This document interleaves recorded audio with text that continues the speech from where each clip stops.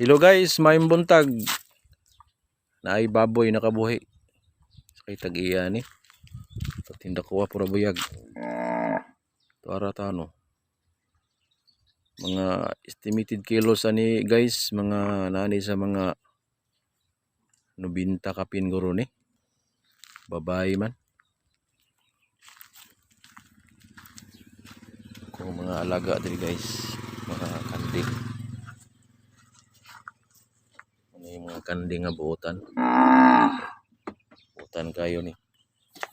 Sila katulog. Me.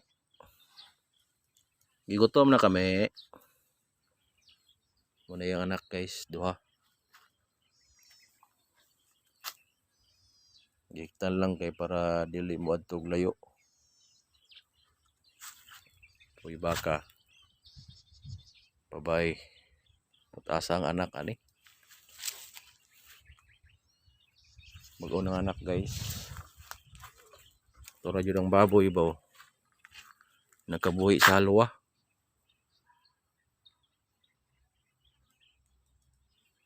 Kira na kay narasulod wa kagawas.